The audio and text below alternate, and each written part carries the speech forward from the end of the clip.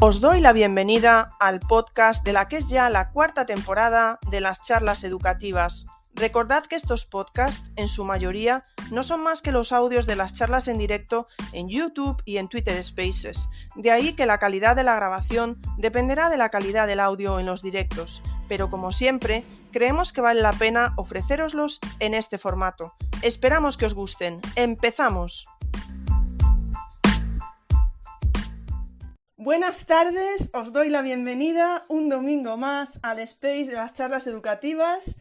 Último domingo de octubre, 2 meses, mes y medio que cerramos dedicados a la atención a la diversidad, aunque sabéis que realmente no los cerramos, ¿no? Porque está por ahí Iris, que estará el miércoles que viene con nosotros, y el domingo que viene tenemos, porque sé que hoy os vais a quedar con las ganas mucha gente de, yo tengo que decir esto, yo tengo que decir lo otro, pues el domingo que viene recordad que a la misma hora, a las 7, tendremos un space abierto para hablar de atención a la diversidad, porque al final sí que llevamos 2 meses trayendo invitados, pero pueden quedar muchas cosas que decir, y ahí espero que todos cojáis el micro, bueno, todos o algunos de vosotros, cojáis el micro si os apetece y os animéis a contarnos experiencias como familias, como profesorado, comentando lo que ha pasado por aquí durante estos 2 meses o lo que no haya pasado por aquí durante 2 meses, simplemente para hablar de atención a la diversidad. Pero bueno, no voy a entrar más hoy en este tema, sí que, bueno, quiero dar las gracias a Antonio y por haber querido, bueno, pues llevar a cabo esta locura de curso a la que sé que muchos se han apuntado, otras personas no, perfecto, las charlas están ahí, ya lo sabéis, y bueno, de todas maneras ya daré yo las gracias en algún tuit o algo a toda la gente que estuvo haciendo posible que esto saliera adelante, y ya os adelanto, los que tenéis actividades atrasadas no os preocupéis, que ya os contaremos. Venga, me voy a centrar en lo de hoy, que es debatir un poco sobre atención a la diversidad. Y vaya si hay debate. La verdad es que hay mucho debate. Y yo me he dado cuenta durante estas semanas también, me ha dado la sensación, cosas en las que estamos de acuerdo, cosas en las que no. Bueno, vamos a ello entonces. En primer lugar, como siempre hago en los spaces, pues lo ideal es que, aunque creo que ya conocéis a los 5 invitados perfectamente, voy a dejar que se presenten brevemente. A lo mejor resulta que nos sorprenden, vete tú a saber. Así que buenas tardes, Albano. Hola, buenas tardes a todos. Buenas tardes, Ingrid. Buenas tardes, se te oye perfectamente. Cuéntanos un poco, Albano. Estupendo, bueno, pues vamos a ver. Soy Albano Alonso. Soy profesor de lengua castellana y literatura. Trabajo en un instituto público en la isla de Tenerife y soy director del centro también desde hace 4 años este curso. Bueno, Ingrid nos decía que si teníamos alguna relación directa con la diversidad, que nos animaba a ponerla sobre la mesa, a ponerla en la charla y bueno, mi relación evidentemente es profesional, conviviendo, combatiendo, contribuyendo, transformando espacios para convivir en la diversidad en el centro, dentro de este liderazgo pedagógico, pero por otro lado, bueno, Chimamanda hablaba en el peligro de la historia única, de la importancia de compartir las historias que importan y que se usan también para facultar y humanizar, decía ella. Pues, mi historia personal, desde hace 11 años tuve un primer encuentro, un choque, digamos así, con la diversidad, pues cuando le diagnosticaron a uno de mis hijos parálisis cerebral. A partir de ahí, bueno, todo lo que en estos 11 años ha supuesto pensar y repensar toda mi vida, profesional, personal, familiar, y darle una vuelta a todo para indagar en este mundo tan complejo de las identidades, de la diversidad, de la discapacidad y poder aportar un ratito hoy junto a ustedes. Pues muchísimas gracias Albano por contarnos todo, tanto a nivel profesional como a nivel personal. Mónica. Gracias, Ingrid. Gracias, Albano. Mónica, nuestra maravillosa escritora. Cuéntanos. Buenas tardes, muchísimas gracias, Ingrid. Estoy encantada de formar parte de este panel de debatientes con personas a las que sigo desde hace tanto tiempo y de las que aprendo tanto. Yo, soy maestra de primaria, soy tutora, doy también bilingüismo. Antes de ser maestra trabajé en otro sector y bueno, pues también sigo vinculada de alguna manera a ese mundo porque soy jueza embajadora de la Liga Española de Debate Universitario y el año pasado tuve el privilegio de formar parte del jurado del primer debate realizado por personas con discapacidad intelectual, organizado por LEDU y Dan Madrid. Más cosas sobre mí, pues os he dicho que es verdad, acabo de publicar mi primera novela con Bruño, La Brigada Mariposa, y lo último y no menos importante, que soy madre de 2 hijos, la mayor en tercero de la ESO, el pequeño ha empezado este año primero de infantil, y bueno, creo que todas estas facetas tienen algo que ver con mi visión, ¿no?, de la atención a la diversidad y espero que mi punto de vista pueda aportar algo enriquecedor a este debate. Luego, si lo consideras apropiado, cuento mi primera experiencia, mi primer contacto con la inclusión, que no fue como maestra, sino que fue como alumna, porque yo compartí toda mi vida escolar con una persona pues que no era como todas las demás, y es una experiencia muy bonita que a mí es una historia que me gustaría contar. Perfecto, muchísimas gracias, Mónica. Ya Mónica está haciendo, ¿cómo se dice? Hype. Ya nos está dejándolo ahí todo en el aire para... Bueno, a David yo no lo puedo presentar porque, en fin, lo que le debo yo a David y lo que le deben las charlas educativas, ojo, Tony, Bárbara, Albano, Mónica, espero que os hayáis puesto guapos, porque luego David, claro, saca siempre la peor cara, David, buenas tardes. Hola, espero que se escuche bien porque con esto de los spaces, no sé, no se me da bien. Perfectamente, David. Vale, me alegro, por fin. Bueno, no sé, yo presentarme se me da muy mal. Voy a contar que ahora mismo soy orientador educativo, antes era maestro y en mi vida como maestro, sobre todo... en una de las plazas en las que estuve trabajando como tutor, porque normalmente yo soy especialista de inglés, entonces enseñaba inglés y no me había pasado tanto, pero cuando fui tutor empecé a vivir un poco más de cerca, más intensamente la diversidad, porque al estar tantas horas con el mismo alumnado, pues lo vives más. Y empecé a ver muchas cosas que no me gustaba cómo se hacían. Y hablo de mí también, que no me gustaba cómo las hacía yo.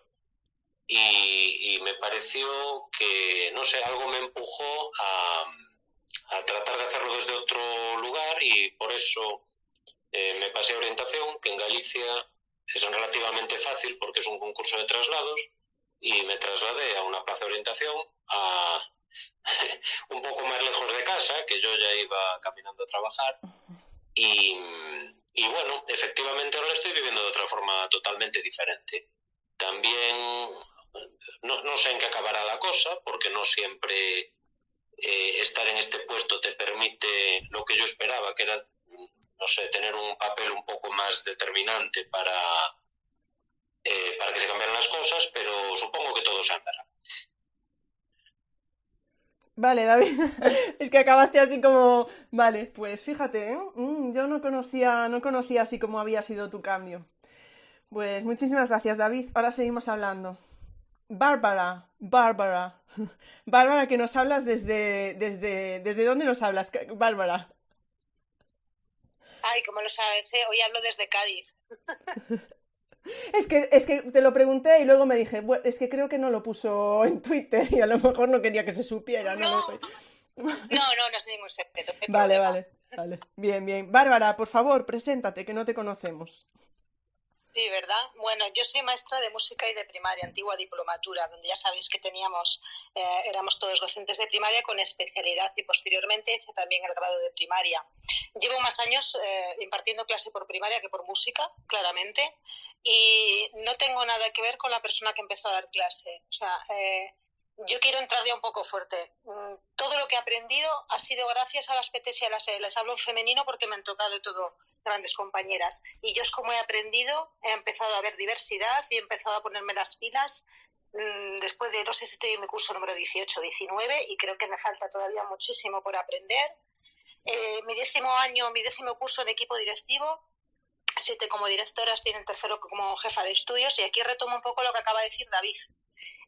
Puestos de responsabilidad donde podemos hacer algo por la diversidad de un centro y no solo de forma individual como docentes. Perdonad. Ay, momento voz, así que se nos raspa. Entonces, ahora luchando ya no solo desde el aula, sino desde la dirección del centro, siempre aunque vamos, dirección como equipo directivo, nosotros siempre hablamos de dirección como equipo.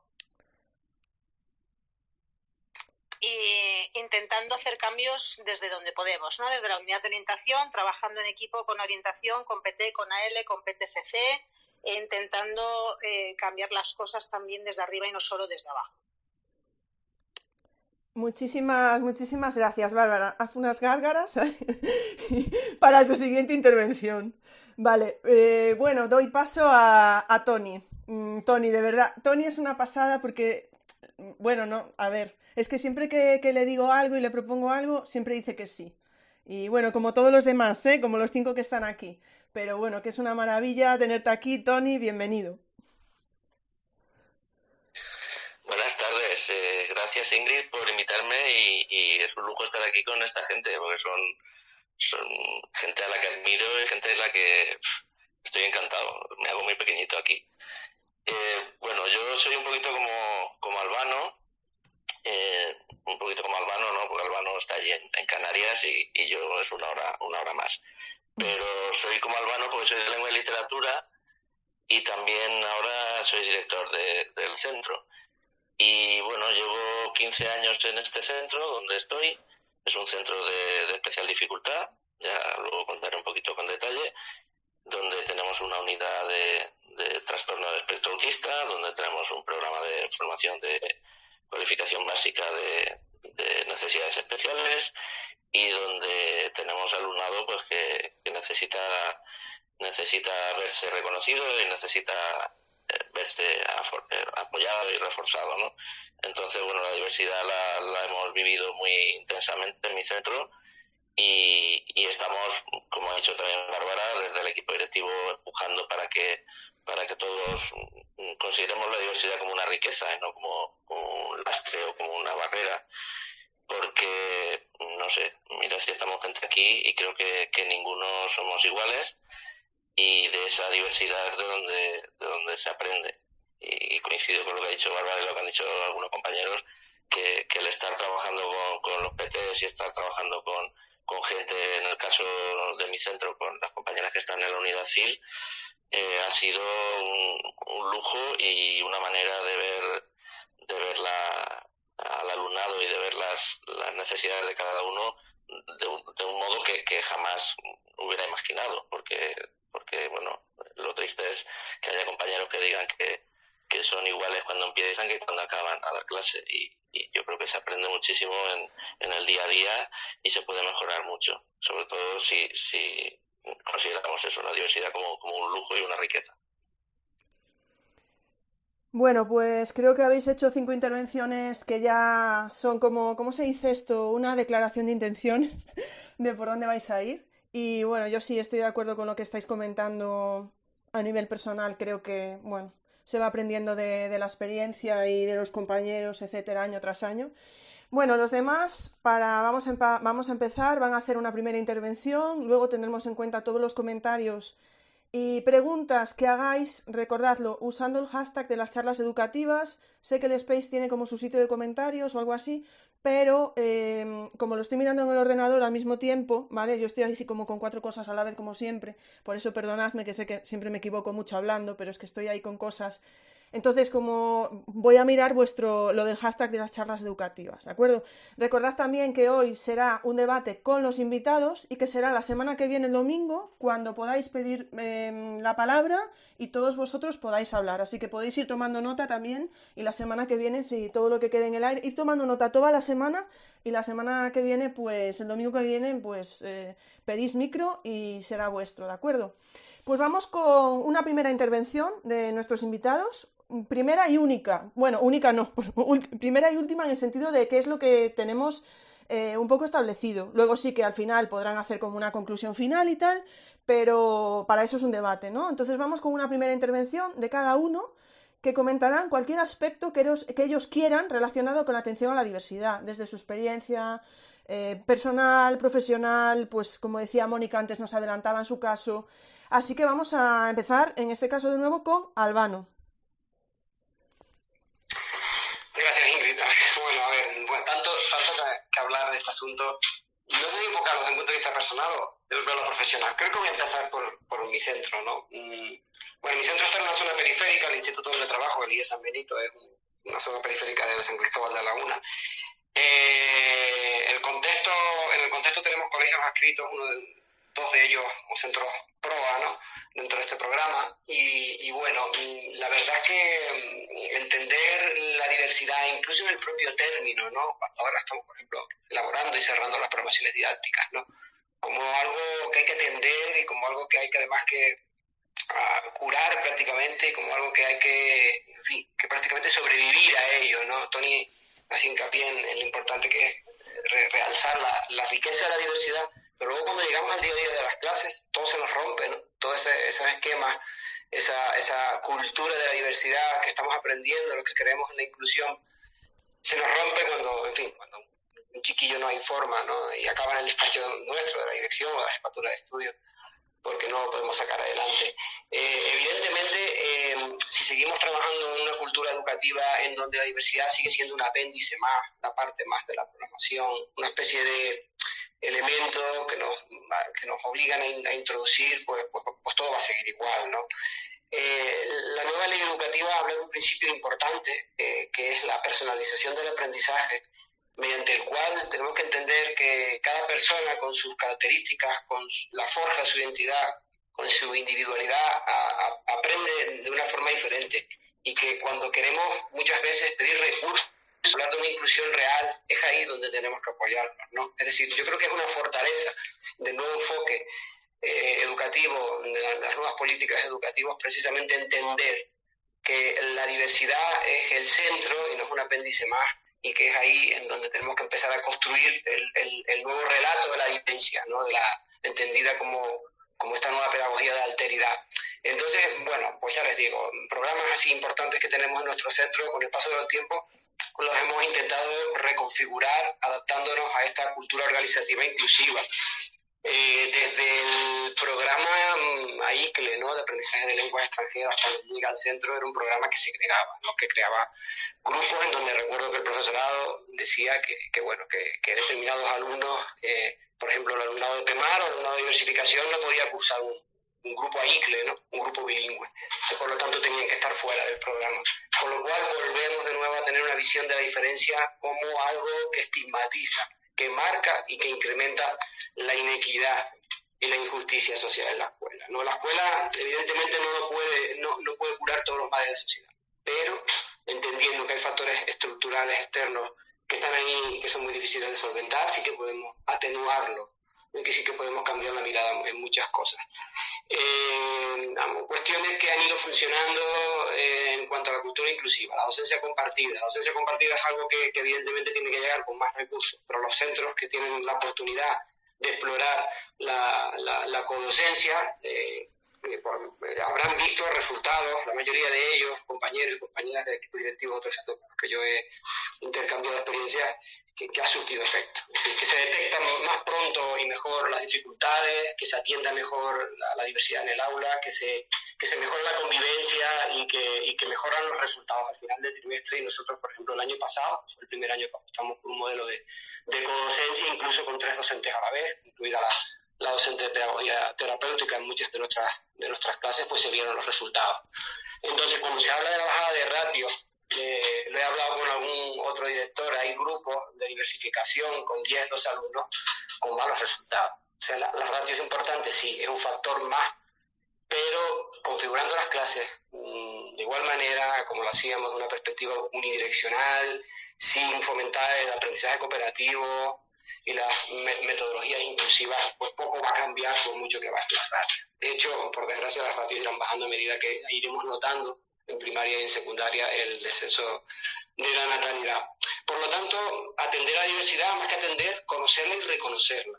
Formarnos, fundamental, ¿vale? Formarnos en metodologías inclusivas, en esta cultura organizativa de los centros, Evidentemente hace falta mucho de compartir, reconfigurar los planes de formación, convertirlos en espacios de diálogo entre iguales, en donde los puntales que tenemos en los centros, que muchas veces pues, no se atreven a hablar en público porque piensan que van a salir vapuleados de los claustros, de las comisiones de coordinación pedagógica, pues empiecen a contar sus experiencias positivas sobre la diversidad y a ponerlas sobre la mesa, para que los compañeros vean ejemplos en el propio claustro y no recetas que vienen del exterior, muchas veces descontextualizadas y que muchas veces no son acogidas de buen agrado. Luego, por último, el tema de la diversidad en cuanto a la procedencia de los estudiantes. En nuestro centro, en estos últimos años, fruto de la migración irregular, hemos ido acogiendo cada vez más a un perfil de alumnado inmigrante preferentemente del África subsahariana, del África magrebí, y bueno, tenemos un programa de apoyo idiomático y cultural en donde también la cultura organizativa del centro se va adaptando a la atención inclusiva a estos chicos y chicas. La barrera idiomática es tremenda para el tema de la exclusión. Eso es, bueno, ustedes lo saben, ¿no? Los que conviven en sus centros con alumnado no hispanohablante, pero ir entendiendo que este alumnado también tiene cosas que aportar a nuestras comunidades, ¿no? En cuanto a sus concepciones culturales del mundo, que muchas veces encuentran un tronco común con la nuestra, y es ahí donde tenemos que explorar. Es decir, que las comunidades silenciadas, invisibilizadas o infrarrepresentadas a través del mundo del arte, de la cultura, de los medios de comunicación, pues por supuesto que tienen que aportar como uno más dentro de cualquier comunidad de aprendizaje. Y yo creo que por ahí van los tiros. Cambiar la cultura organizativa de los centros, cambiar la mirada, pensar y repensar nuestras prácticas, darle vuelta a todo lo que hacemos, dar más protagonismo al alumnado, entender que el alumnado con discapacidad, si sale, y ahí está el tema tan polémico la semana pasada, ¿no? Y bueno, me apenaba oír hablar de todo este asunto de los centros de educación especial, un asunto tan delicado. Si se invisibiliza la diversidad y determinadas discapacidades y determinadas diferencias, nosotros, y lo digo por experiencia previa, vamos a seguir pensando que esas diferencias no existen y que cuando existen las vamos a mirar con una visión pues lastimera o una visión de pena, ¿no? Y yo creo que tiene que configurarse todo lo contrario. Yo lo cuento siempre con la experiencia de mis hijos. Yo tengo 4 hijos, uno de ellos con parálisis cerebral y mis otros 3 hijos todavía son chiquititos. Bueno, el mayor tiene 11 años ya, pero tengo una hija de 5 años, otro de 7. En fin, pues prácticamente no reconocen o no ven la diferencia de su hermano, de mi otro hijo, como algo, en fin, estigmatizado, negativo, sino que han aprendido desde pequeño a convivir y a reconocer que es uno más. Entonces es importante la cuestión de la invisibilización y del efecto contrario que se produce cuando nuestros alumnos conviven con la diversidad. Por supuesto, con recursos, claro que sí. Pero es ahí, recuerden lo que hablábamos al principio, en la personalización del aprendizaje, cuando tenemos que decirle a la administración, oigan, yo personalizaré mis clases, pero no puedo hacerlo con más de 100 alumnos.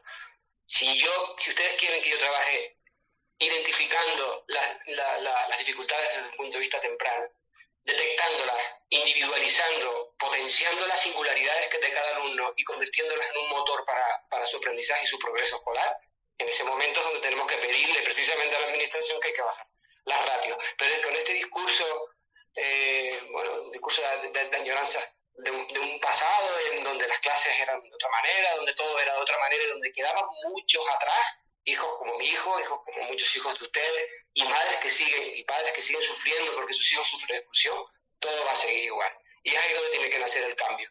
Es decir, vamos a pedir, pero vamos a darnos cuenta de que las potencialidades que tiene la reforma van ahí. Es decir, desde que singularizamos el aprendizaje y nos damos cuenta de que cada estudiante aprende de una manera diferente, es ahí donde tenemos que reclamar precisamente la mejora en los recursos, la mejora en la atención que recibe el alumnado en nuestros centros y la baja de los ratios, porque si no todo va a seguir igual.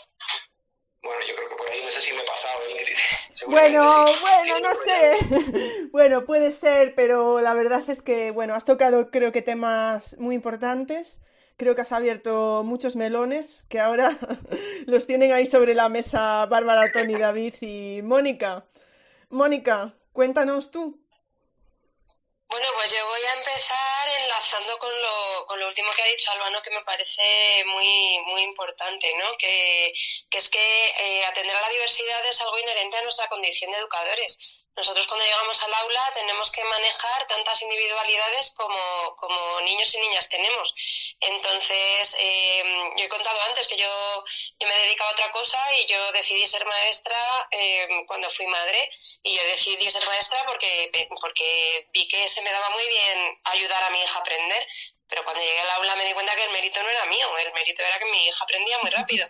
Y cuando llegas al aula y te das cuenta de que no todos los niños aprenden a la misma velocidad, ni tienen las mismas circunstancias familiares, ni tienen la misma carga emocional detrás, pues te das cuenta de que cada uno es un pequeño universo que tiene su ecosistema y que no todos tienen las mismas condiciones favorables para aprender. Y ahí es donde desde las escuelas, desde los colegios y desde el aula, pues tenemos que aportar nuestro grano de arena para que cada persona se desarrolle hasta la mejor versión de lo que puede llegar a ser.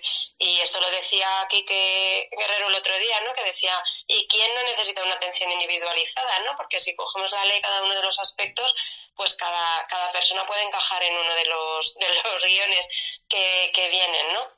En ese sentido,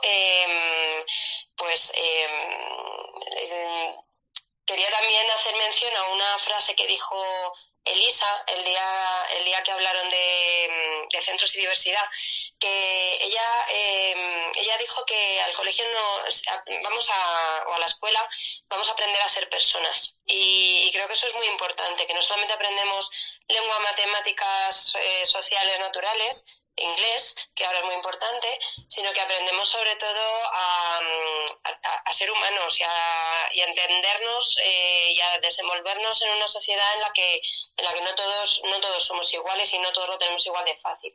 Y aquí es cuando quería comentar esa experiencia que yo tuve. Yo cuando tenía 3 años y empecé primero de infantil, pues en mi clase había una niña que era distinta. Era una niña que tenía afectada la función motora, que se caía, tenía el equilibrio pues muy afectado, tenía espasmos que le afectaban tanto a la motricidad gruesa como a la motricidad fina. Ella, pues claro, nosotros cogíamos punzones y empezábamos a picar despacito, pues ella obviamente esas cosas pues no las podía hacer, andaba mucho más despacio, entonces en las excursiones pues nos retrasaba, y lo cierto es que yo cuando Ingrid me propuso participar en este debate, yo me acordé mucho de ella y le pedí permiso para contar su historia. No sé si nos estás escuchando, Marta, te mando un beso enorme, porque Marta, la familia de Marta vivía en el barrio y decidió que su hija tenía que tener una escolarización normal como el resto de niñas, que en aquel momento el colegio éramos solo niñas, luego ya al año siguiente empezó a ser mixto, y que tenía que tener una escolarización completamente normal. Y así fue, y así lo lucharon. No fue un camino fácil. No quiero extenderme mucho porque es una historia que merece contarse de una manera mucho más extensa. Tuvieron épocas muy complicadas, pero Marta tuvo el primer ordenador que tuvo el colegio, fue el suyo, que lo puso su familia. Marta terminó su COU, y yo le perdí la pista, y entonces pues un día, muchos años después, encima en una época en la que yo estaba un poco era una época muy complicada para mí, y me dicen, pues me he encontrado con ella y está embarazada. Pues resulta que Marta, cuando terminó el colegio, se sacó su carrera de informática. Cuando terminó su carrera de informática, se sacó su oposición en primera convocatoria con la 6ª plaza, y Marta está casada y tiene 2 hijos estupendos. Y para mí, cuando yo he conocido su vida y he recordado toda su trayectoria y todas las dificultades y todas las barreras a las que se enfrentó, a mí me parece un ejemplo increíble de cómo una escolarización inclusiva puede llevar a una persona al lugar en el que tiene que estar en la vida. Y eso pues posiblemente haya sido un aprendizaje mucho mayor vitalmente que muchas de las actividades o ejercicios que yo pudiera hacer en el colegio, ¿no? Entonces, pues quería contar un poco su historia y desde aquí pues hacer pública toda la admiración que yo tengo por esa familia que luchó tanto, por ella, que por supuesto, por mucho que si su familia se hubiera esforzado y se hubiera sacrificado tanto, pero ella no hubiera puesto de su parte, pues no estaría donde está ahora. Y creo que es un ejemplo muy visual, ¿no? Y muy concreto de cómo una educación inclusiva pues puede tener un efecto tan transformador en una persona. Muchísimas gracias, Mónica. Bueno, creo que has tocado temas también muy importantes.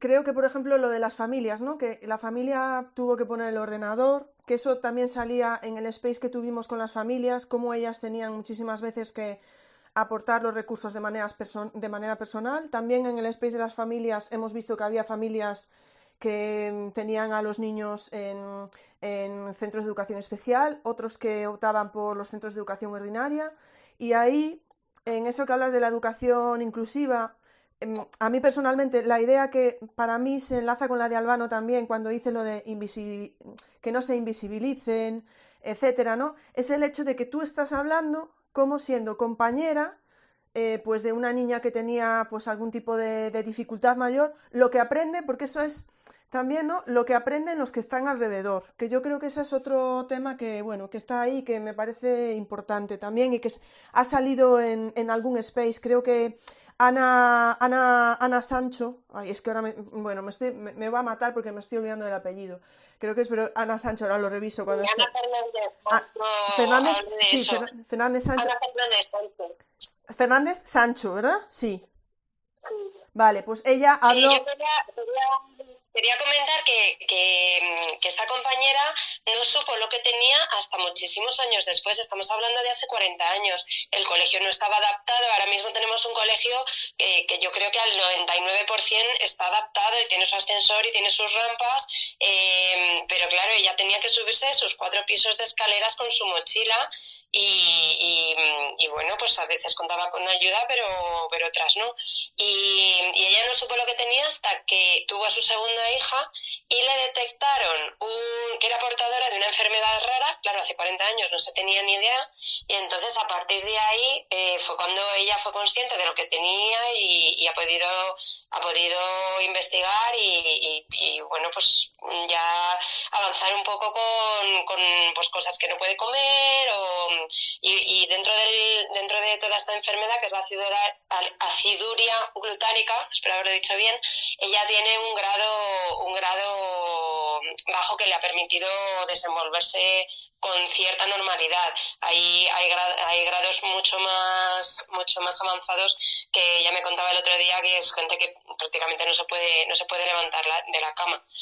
Pero sí, efectivamente, pues las cosas van avanzando y yo creo que hay más conciencia, hay también mucha más tecnología. La tecnología se ha convertido en un aliado impresionante de las personas que necesitan adaptaciones y que tienen necesidades educativas especiales, pero aún así, pues contextualicemos, ¿no? O sea, yo estoy hablando de una historia, pues yo empecé el colegio en el año 80, entonces han cambiado muchísimo las cosas, tanto a nivel técnico como a nivel de sensibilidad. También el tejido asociativo ahora mismo es muchísimo más potente y se reciben otro tipo de apoyos, de ayuda, de información, y afortunadamente pues vamos dando pasitos.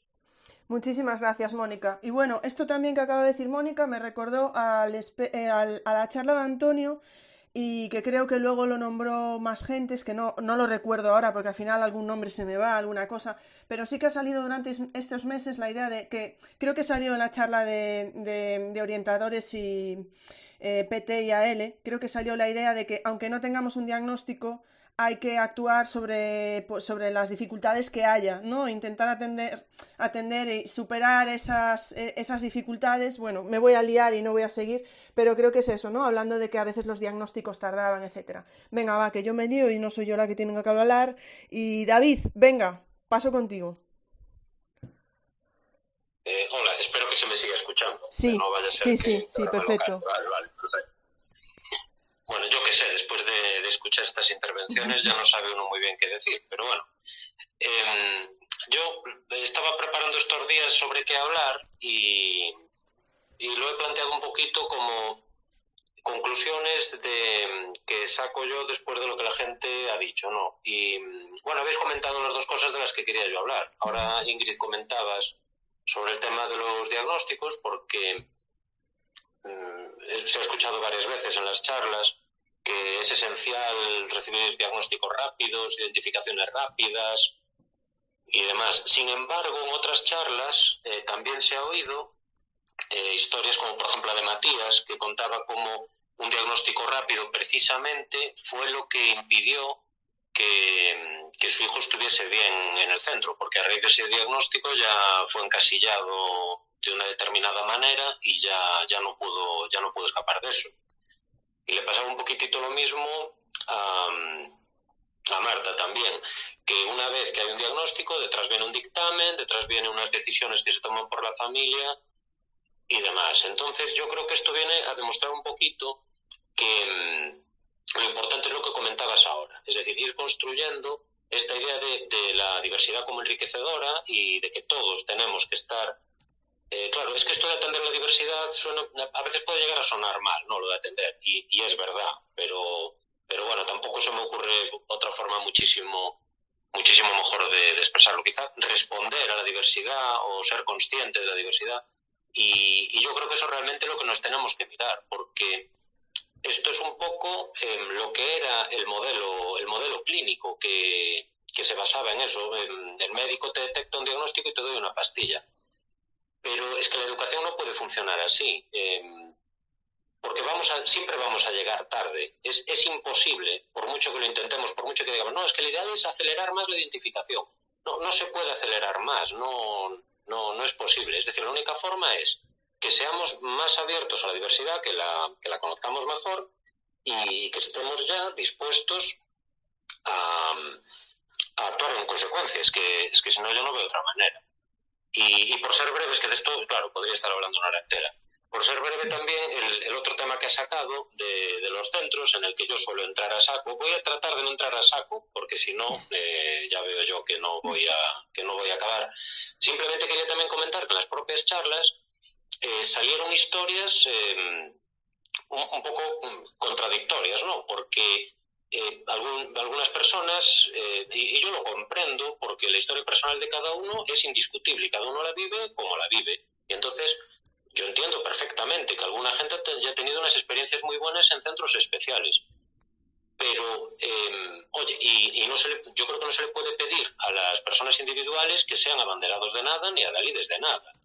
Es decir, cada uno tiene derecho a buscar lo mejor para su familia y de las opciones que tiene delante, la que sea, pero como individuos que estamos pensando desde fuera cuál es la manera de salir de ese modelo en el que cada uno individualmente tiene que buscar a su alrededor las soluciones y buscando soluciones que sean sistémicas, también veíamos historias de gente a la que, ya no voy a decir a la que le fue mal en la ¿cómo se dice?, en la modalidad especial, sino sobre todo a mí me gustó muchísimo la experiencia que contó Elvira, cómo de un centro ordinario puede salir un modelo muy bueno de inclusión y cómo después esos centros se vuelven referencia para los demás de cómo hacer las cosas. De hecho, a mí me quedaron muchísimas ganas de visitar su centro. Yo me preguntaba, ¿por qué no hay una fórmula que yo pueda ir a visitar ese centro? Y ella contaba un poco cómo no es que fuese un centro especial, no es especial, es de atención preferente, sino que era un centro ordinario y que luego se convierte en atención preferente por lo bien que hacen las cosas y luego reciben los recursos. Claro, este sí que es el error, ¿no? Mandarle los recursos solo a ciertos sitios. Los recursos tenían que estar en función del número de alumnado. Vamos a ver. La diversidad tiene una proporción similar en toda la población. No va a haber más en Cambados que en Allariz. Bueno, con esto quería decir eso, que para acabar, que ya creo que me estoy pasando de minutos, estaba esta tarde mirando las estadísticas de educación especial y yo he visto mucha negatividad. A ver, yo también soy algo negativo habitualmente, pero la verdad es que toca mucho lo negativa que se ve alguna gente que lo ha experimentado. Y por eso yo creo que hay que escuchar muchas historias de familias, muchas, porque aunque estaba yo diciendo que algunos tienen que pensar la solución sistémica, escuchar las historias individuales es esencial. Pero bueno, yo estaba mirando las estadísticas y veo que España está en el grupo más inclusivo de Europa. Está en estadísticas tipo Portugal, que Portugal, bueno, no sé si sabéis que en Portugal ya no hay centros especiales. Y sin embargo, España no tiene mucha más escolarización en educación especial que Portugal. Sin embargo, hay otros países como Bélgica, como Alemania, como Suiza, que tienen mucha más escolarización. Y esto también viene a demostrar que la barrera entre que puedo resolverlo en el ordinario y necesito el especial es una barrera es un constructo, es decir, no es una realidad indiscutible. Cada país lo entiende de una manera diferente. Por lo tanto, no es una barrera que exista y que sea así, sino que cada uno decide su modelo. Y como decía, Portugal ya por ley no tiene centros públicos de especial y muchos otros países están yendo a un modelo en el que son recursos, ¿no? Entonces, lo que quería decir es que tengamos una visión optimista, porque realmente España es uno de los países que va en la cabeza y hemos dado pasos. Yo creo que nos quedan algunos escollitos, como este de seguir pensando en que el sistema consiste en un diagnóstico y un tratamiento, o de estar obsesionados con que sí que hay esa barrera, que yo no la veo, de que no, al llegar aquí ya me hace falta especial, al llegar aquí ya me hace falta esto otro. No, yo creo que con esos dos escollitos daríamos un paso muy importante y de hecho hay cierta esperanza porque hay un montón de gente siguiendo estas charlas, ¿no? Y bueno, ahora creo que sí que ya me he pasado bastante de minutos, o esa impresión me da. No, David, yo creo que no. Bueno, perfecto, yo veo que vais desenvolviendo los melones, ya estáis cortando cachos y Bárbara, te toca, toma el trozo de melón tú, que te toca. Sí, ¿eh? Es difícil hablar cuando tienes a tres personas delante que han hablado porque tienes lo que está en tu cabeza que querrías decir, lo que crees que puedes o debes o no decir, más lo que han dicho ellos, y encima yo no me he preparado nada. Es cuando dicen, preparado, yo ya sabes que soy muy visceral, tuiteo como siento, hablo ahora como siento, o sea que meteré mucho la pata. Voy a dar varias pinceladas por encima de cómo yo entiendo un poco todo esto, que no tiene que ser correcto, sino sencillamente es como yo lo entiendo. Y haciendo un símil que me parece muy sencillo y muy clarificador para gente que no es, por ejemplo, de nuestro ámbito, ¿no? De la docencia. Igual que en el feminismo, es donde quiero hacer el símil, se habla de... juraría que fue Gemma Llenas la que escribió un libro que decía ponte las gafas violeta, ¿no? Tú una vez que te haces feminista no puedes dar marcha atrás, empiezas a ver de otro color, empiezas a ver violeta. Pues igual deberíamos en este trabajo nuestro ponernos todas las gafas de ver a todos los alumnos y las alumnas, ¿no? Y eso es muy importante, porque una vez que te las pones, no hay marcha atrás. Por eso yo aludí antes a mis compañeras PT y Ale, porque una vez que ellas te ayudan, te muestran con lo que tú vas viendo en el aula y te van diciendo esto así, esto así, este niño, porque es con quienes vamos aprendiendo, vamos a poner esto sobre la mesa y no quiero echar aquí porquería sobre la formación del profesorado, porque yo acabé la carrera en el año 2000 y habrá pasado muchos años y espero que haya evolucionado, pero es que realmente yo de mi facultad no salí con conocimientos para afrontar la diversidad del aula y la he afrontado con las mamás que tenían a un niño que tenía, por deciros algo, trastorno Asperger y me dice, toma, mira, te voy a traer un libro que te va a venir muy bien y tú dices, venga, pues lo cojo y me lo leo. Con tu compañera PT que entra en el aula contigo y te dice, mira, pues a este niño no le hagas copiar enunciados, que esto no le viene bien, vamos a eliminarlo. Y tú vas cogiendo retales de una, de otra, de aquí, de allá y vas convirtiéndote en lo que yo, o voy convirtiéndome en lo que yo soy ahora, que aún me queda muchísimo camino por andar. Formaciones, charlas como estas, hablar por WhatsApp con Iris, es que entre Ingrid y Iris iba a hacer un nombre mezclado, hablar con las PTs que pasan por mi aula, que al final siempre acaban siendo mis mejores amigas, y eso tiene que ver por la cantidad de relación que tienes con ellas, ¿no? En el día a día, a la hora de programar, a la hora de hacer todo. Ponerse las gafas. No sé muy bien si llamarlo inclusión, integración, atención individualizada, atención personalizada. Ya uno no sabe políticamente lo que es correcto y lo que no es correcto. Que el lenguaje importa, sí, por supuesto, pero importa mucho más lo que hagamos en el aula. O sea, yo no quiero parecer despreciativa si en algún momento utilizo un término que alguien dice, no es el más correcto, vale, perfecto, lo siento. Llega un punto que yo no sé cuál es el correcto. Lo correcto es atender a todos y a todas. Eso lo tengo, cristalino. Más cosas. ¿Qué tenemos que erradicar en los centros? Vamos a salirnos un poco también de los happy flower. Hay cosas que hay que erradicar en los centros y tenemos la obligación de erradicarlas, no solo los equipos directivos, sino todos los los compañeros y compañeras que trabajamos en los centros. Que no creo que no debemos consentir que se hable de ese niño debería estar en especial. No, perdona. O sea, esas decisiones no son individuales, no son a la ligera y no podemos soltarlas en una reunión de coordinación docente como un comentario de cuñado en una barra de un bar, y menos siendo profesionales. O sea, hay que cortar ese tipo de no conversaciones ni debates, sino muy taxativos. No, este niño aquí me sobra, debería estar especial. No, o sea, eso me duele en el alma. O yo no creo que este niño ponga usted aquí lo que quiera detrás, la etiqueta. Suele ser mucho la de altas capacidades, yo esto lo he vivido mucho con mi alumnado, pero bueno, yo muchas veces acabo contestando mal y reconozco que acabo diciendo, pero tú eres orientadora, tú has hecho el diagnóstico, ¿tú qué formación tienes de altas capacidades para hacer este diagnóstico de un alumno que está viendo 2 horas a la semana? No, o sea, no. Vamos a respetar el trabajo también de los orientadores y las orientadoras. Eso totalmente. Yo qué sé, que es duro, que tenemos que reeducar a nuestros compañeros. Sí, tenemos que ayudarles a ponerles las gafas de ver a la diversidad, ¿no? Algunos se las pondrán y otros no. Si de 10 se las ha puesto uno, pues es uno menos que está trabajando en contra y que está remando a favor, ¿no? Yo creo que ese trabajo es muy importante. Ese tipo de reeducación, provocar cambios. Y cierro diciendo, no tenemos alumnado a la carta. Yo trabajo en una escuela pública, estoy muy orgullosa de trabajar en una escuela pública que es la de todos y para todos. Y no tengo alumnado a la carta, no elijo el grupo porque tenga más o menos diversidad, no elijo a quién dar clase, le doy clase a quien tenga en el aula, sean 10, 15, 20, 29, tengan las necesidades que tengan, estén o no diagnosticadas. Y voy a enlazar con algo que ha dicho David. Es verdad que yo tengo la obligación de atender a todo mi alumnado, tengan una etiqueta, tengo que ser capaz. Pero es verdad también que para los que no estamos formados en educación especial o en orientación o en PT o en AL, nos facilita mucho esa etiqueta porque por lo menos ya nos da la pista de hacia dónde ir. Entonces, bueno, también dejo este tema ahí del aire y doy paso al siguiente, Ingrid.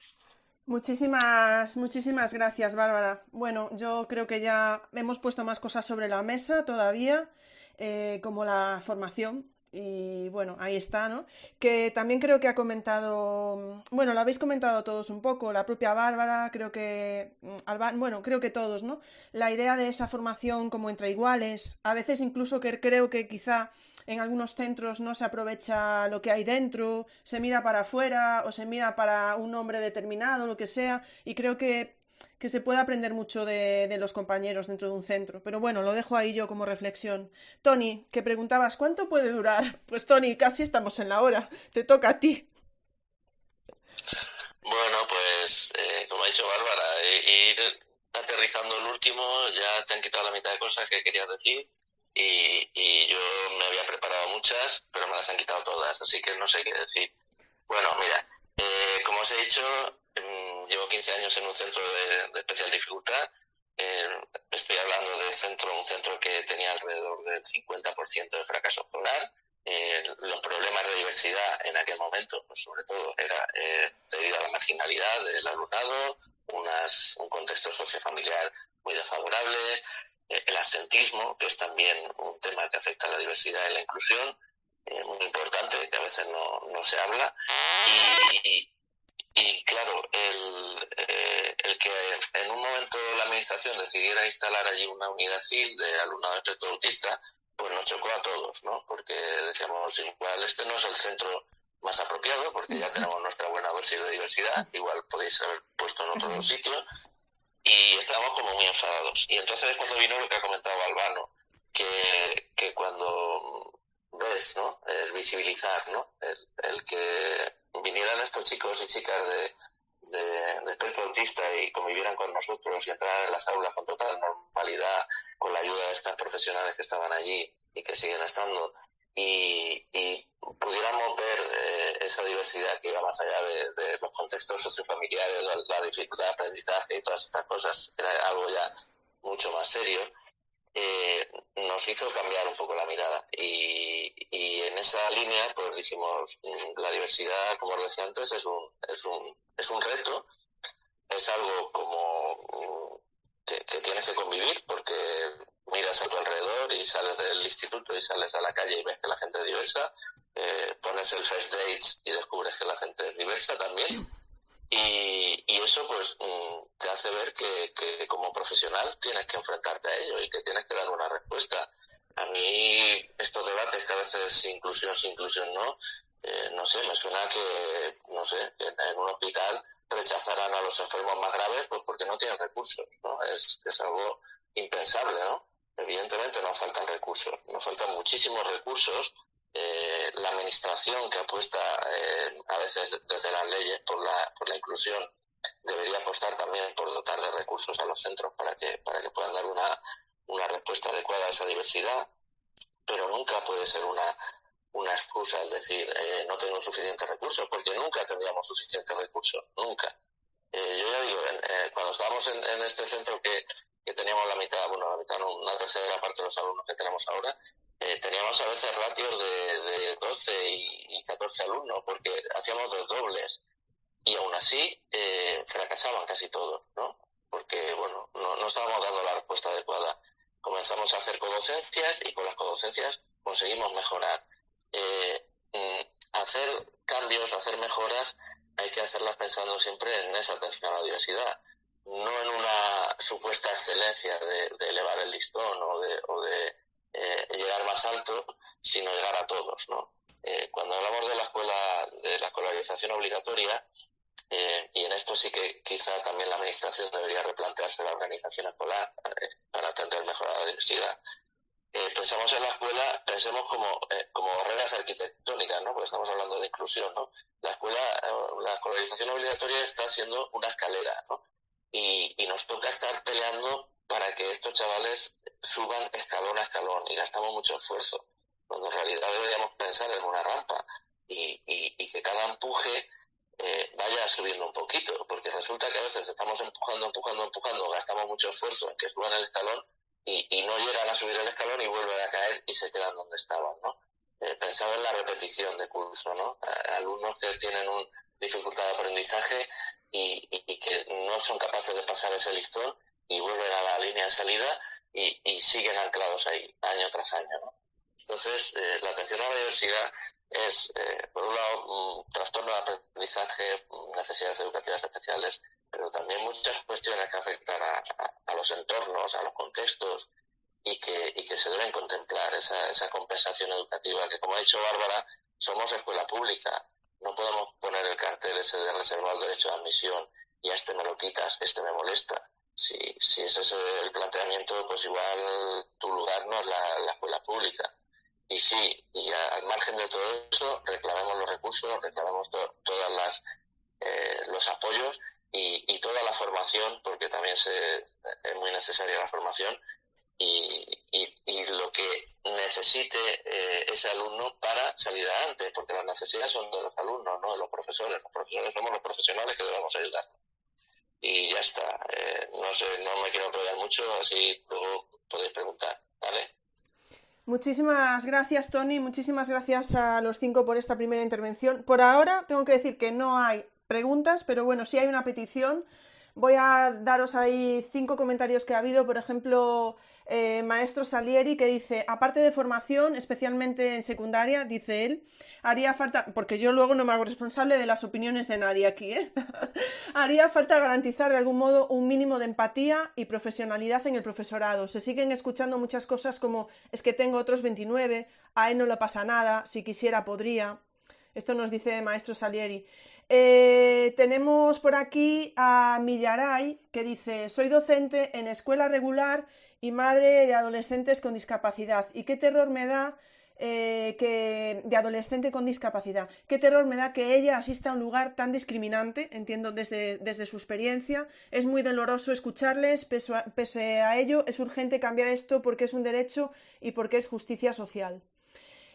Ana Valles, que dice, hoy estaba hablando, bueno, dice, interesantísimas las charlas, gracias Ana, dice, hoy estaba hablando con una amiga sobre cómo a su hija, diagnosticada con dislexia y disgrafía, no le habían adaptado nada en lo que va de curso por falta de coordinación en el claustro. Hacen falta recursos y voluntad. Y Elia nos dice, yo fui la primera persona que habló de TEL en el colegio y les llevé las primeras guías. Hace años de esto. Desde entonces no han cesado de formarse y de escucharme. Bueno, es que tenemos aquí experiencias de parte de las familias y de parte de docentes, me parece súper enriquecedor. Y ya voy a pasar a otra intervención. Si no hay preguntas, pues ya vamos cerrando, lo que sea. Pero vamos a pasar a otra intervención de Albano. Empiezo otra vez por él, porque además de que pueda querer comentar algo más de lo que ha ido saliendo, tenemos a Patri FR, que dice: lo que ha contado Mónica sobre la familia de Marta y la lucha por una educación ordinaria tiene mucha relación con un suceso concreto sobre la escolarización de los mellizos de Albano. Ojalá pueda contarlo. Albano, eso yo ya te lo pide Patri, yo me desentiendo. Si me lo pide Patri, lo cuento. Sí, bueno, tiene que ver mucho con lo que Bárbara comentaba de las gafas, pero a veces es triste que la vida te tenga que dar un golpe, un mazazo para ver todo de otra manera. Bueno, sí, bueno, un momento en mi vida, mis hijos tenían mellizos, digamos, tienen 11 años, tenían que entrar a una escuela de educación infantil y pública y bueno, en las solicitudes de plaza, cuando salió la primera resolución, vimos que mi hijo con discapacidad estaba excluido porque no había recursos por atenderlo y el hermano pues estaba admitido. Y claro, a partir de ahí todos emprendimos una batalla, en fin, desde medios de comunicación hasta la vía legal, el defensor del pueblo, etcétera, para que entendieran la discriminación que suponía que dos hermanos de la misma edad en una escuela pública, con los que se supone, ¿no?, un servicio público para un municipio, bueno, fueran discriminados uno de ellos por esta razón. Y a partir de ahí, ya les digo, un camino, yo entiendo todas las historias, pero las historias tienen que surgir, son historias de dolor, pero tienen que surgir, porque esas historias son las que nos ayudan precisamente a eso, a cambiar las gafas. Yo con mi hijo, que por suerte, después de ese suceso, cuando el niño tenía 3 años, pues bueno, todo ha ido poco a poco cambiando, está con 11 años en sexto de primaria, en un centro ordinario. Sí que es cierto que es un centro de preferente motórico, pero bueno, un centro ordinario, en la misma clase de su hermano y a punto de pasar al primero de la ESO. Y con, ya les digo, una discapacidad de más del 90%. Bueno, pues, comentarios, situaciones, profesores que me dicen, es que se me olvida darle la vuelta, o sea, cosas que tú dices, pero bueno, al final es lo que dice también un compañero por ahí, ¿no? La falta de sensibilidad, la falta de empatía, también la falta de formación, y bueno, y mirar todo de otra manera. Sí que hay mucho que cambiar, sí que creo que las cosas van cambiando. La escolarización universal y obligatoria es ambiciosa, que hace falta recursos, que hace falta cambiar la mentalidad y que hace falta formación. El profesorado se tiene que formar, eso es clave, y si no sabemos, nadie sale de las facultades aprendido. Yo estudié filología, evidentemente nunca iba a esperar que tanto en la parte personal como en la parte profesional me tuviese que enfrentar a la diversidad. Y luego el tema de los diagnósticos y el modelo clínico, yo ahí tengo una contradicción permanente. Es lo que decía David por un lado, pero también entiendo a Bárbara por otro. Yo creo que el modelo clínico puede perjudicar en cuanto a la mirada que ejercemos sobre la diversidad, ¿vale? Esa instrumentalización, esa medicalización de la diversidad, cuando al final, en el final del camino, en ese horizonte, nos damos cuenta de que todos, en nuestras familias, en nuestros grupos de amigos, en nuestras comunidades, en nuestros centros, todos convivimos con la diversidad. Lo que pasa es que hay grados de diversidad con una mayor complejidad, que es donde hay que hacer otro tipo de intervenciones, pero todos, en todas las familias, en todas las circunstancias, convivimos con la diversidad, porque la diversidad en la personal, la social, la cultural, la familiar, es una constante humana.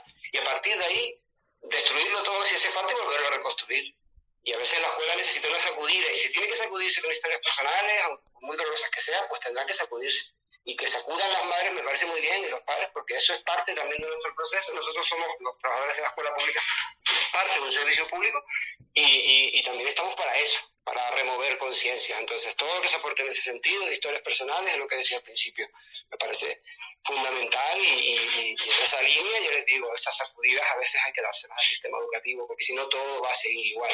Y ya les digo, y al final salen perdiendo los mismos de siempre. Yo digo, colectivos infrarrepresentados, no solo hablamos de la diversidad en el tema de discapacidad, sino la relacionada con el origen, el colectivo LGTBI, la relacionada con, en fin, identidad de género, orientación sexual, etcétera. Ahí siempre salen perdiendo los mismos, y no puede ser. No podemos seguir en este estadio permanente de continua derrota de los mismos y de injusticia social. Bueno, más o menos esto es lo último que quería decir. Siento enrollarme, lo siento mucho, Ingrid. No, está bien, tú pídele perdón a Bárbara, que va, Albano, no te has enrollado, de verdad. A Bárbara y a todo, siento enrollarme. No, a Bárbara especialmente, porque no pasa nada. Muchísimas gracias, Albano. Tenemos por aquí a Inma Hernández que dice: cuando hablamos de recursos no se trata solo de PT o AL. En mi opinión es necesario reducir las horas lectivas, sobre todo en infantil y primaria. Tenemos pocos tiempos de coordinación en el centro. Eso ayudaría a mejorar la reflexión y el análisis y a generar cultura. Bueno, por ahora es que la gente está comentando, pero por ahora, y sobre todo está comentando lo que decís, etcétera, pero por ahora no hay más preguntas que yo haya visto, así que, Mónica, te dejo que participes, y si no hay más preguntas, pues vamos acabando con estas. Bueno, luego os dejo saludar y tal, pero, pero si no, vamos terminando con esta intervención. Bueno, yo creo que a mí me gusta mucho la intervención de David, porque ha dicho que hay cosas que no son blancas, son negras, ¿no? Que hay que escuchar las historias personales, hay que respetar y familias que deciden que sus peques están mejor atendidos en un centro de educación especial. O sea, creo que hay muchas cosas que hay que contextualizar, pero hay un tema que creo que es recurrente y que creo que en el que solamente hay una posición, y es que necesitamos formarnos más y mejor. Cuando sales del grado, no tienes la capacidad para atender lo que te vas a encontrar en el aula. Yo en mi primer año como tutora, luego he pensado mucho en ello, a mí se me escapó un niño de altas capacidades que yo no supe ver, y sin embargo al año siguiente, con un poquito más de formación, pues llamé a los padres de un niño para decirles que su hijo tenía un pensamiento lateral extraordinario y que eso había que potenciarlo, porque estaba un poquito más formada. Unos años después estoy mucho más formada, y lo que decía Bárbara de las gafas es que me ha encantado, porque yo siempre digo que educar es mirar más allá, y cuanto más sabes, más ves, y cuanto más ves, más te das cuenta de lo que te falta por saber. Entonces creo que la formación es algo extraordinario. Nosotros en nuestro cole nos han formado en TDA, TDAH, nos han formado en altas capacidades. Nosotros tenemos, que quería saludarla también, el programa de desarrollo del talento que coordina Susana García Moya. Entonces, cuanto más sabes, de lo que más sabes, pues mejor sabes atenderlo, y marca diferencias, porque de repente a un niño que es TDAH, pues en vez de ponerle el mismo ejercicio, pues que a todos los demás le pones el mismo, pero a trocitos. Y esto lo habló también María José Mas el día que estuvo. Y de repente los resultados cambian muchísimo, porque sabemos un poquito más. Y entonces un año te aparece una niña con TAM y dices, ¿qué es eso? Pues trastorno del aprendizaje no verbal. Pues ese año te pones las pilas con el TAM.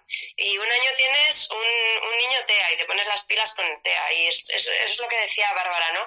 Que cada año pues lo haces un poquito mejor, y cada año te das cuenta de todo lo que te falta. Y en ese sentido yo creo que la formación es algo absolutamente imprescindible. Y por mi parte, pues poquito más que aportar. La verdad es que las visiones de todos los ponentes son muy distintas. Albano ha mencionado ahora que no lo habíamos sacado, el tema de la diversidad LGTBI, y nosotros que estamos en primaria, en los últimos cursos de primaria ya se empiezan a verbalizar pues algunas inseguridades por parte de niños, de niñas, y se tienen que sentir seguros, y tienen que sentir que están en un espacio en el que pueden ser quienes son, sin ningún tipo de prejuicio ni de rechazo, y eso también es labor nuestra, ¿no? No sé, yo creo que lo que se conoce se entiende, y cuanto más conocemos, más empatía y más somos capaces de ponernos en el lugar de los demás. Y ese es mi punto de vista. Muchísimas gracias, Mónica. Bueno, a veces me da ganas de lanzar una pregunta al aire, pero la dejo así en el aire, sin más. Que a veces es que es muy importante formarse, y si hay formación en los centros es estupendo, pero por ejemplo lo de estas charlas, ¿no? Me refiero. Al final yo estoy segura que me da la sensación que la gente que viene a estas charlas ya es porque tiene interés en formarse en atención a la diversidad o por saber más. Creo que a veces el problema puede estar en alguien que queda al margen de ese interés, ¿no? Como se estaba diciendo antes, ¿no? Esa gente que dice, pues mejor aquí no, o yo no, de esto no sé, o mejor en mi clase no, porque, bueno, yo eso también lo he escuchado. Todas las charlas que tengo normalmente quedo con la gente antes y me cuentan cosas de esas que no se pueden decir al micro, y pues me han contado cosas de, ¿no? Pues esas que pueden pasar y que no se dicen en alto en las charlas, pero de cosas que se escuchan en algún claustro, no justo lo que estaba comentando Bárbara, sino otras cosas. Y bueno, mejor no voy a seguir, pero en fin, eso, de compañeros que no quieren estar en determinada clase, etcétera, etcétera, y que no van a ser los que estén aquí en estas charlas o en cualquier otra que haya, que no tienen que ser las mías.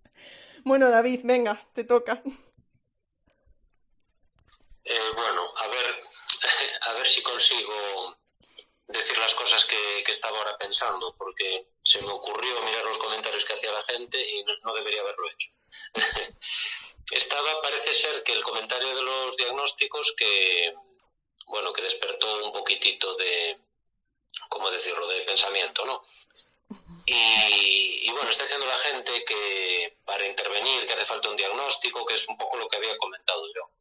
Es que esto no es así. Incluso cuando estuvo María José Mas explicó que hay que conocer a la persona. Es decir, lo que son las categorías diagnósticas son entelequias que sirven para clasificar los libros en una biblioteca, poder tener la información bien organizada y poder acceder a ella con rapidez, pero ni siquiera te va a ayudar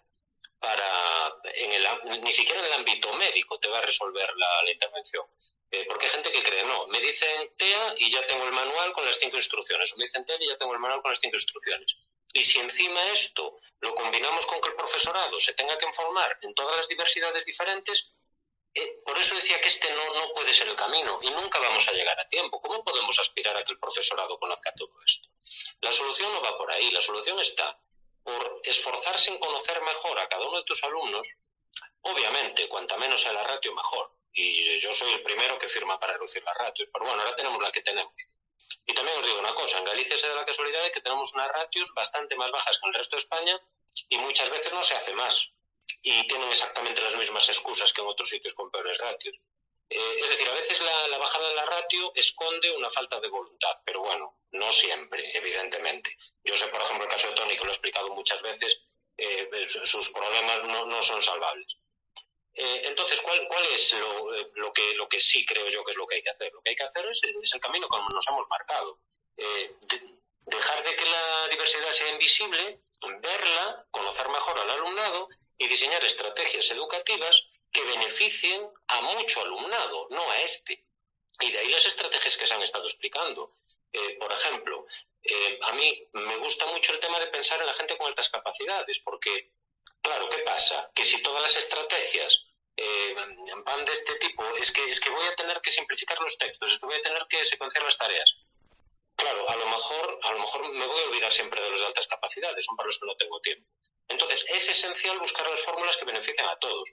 Y en el ámbito de las altas capacidades, precisamente, que existe el modelo que a mí me gusta muchísimo, que es el modelo Renzulli, que se basa precisamente en reorganizar el centro, reorganizar el contexto, porque la cosa no es buscar diagnósticos dentro de las personas, la cosa es buscar problemas en el contexto, buscar las barreras.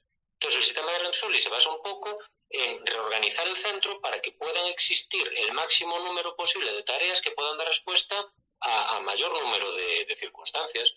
Son lo que le llaman las actividades de puerta giratoria. Entonces puedo dar cabida tanto al alumnado de altas capacidades, que va a tener un rol en el que puede llegar más allá que los demás, y también puede dar respuesta, yo que sé, al alumnado poco motivado, que también es una diversidad y que muchas veces esa diversidad sí que se olvida, igual que la que comentaban del LGTB, y dicen, no, es que el diagnóstico a veces vale para esto. Me dices, dime si tiene algo o si simplemente es vago.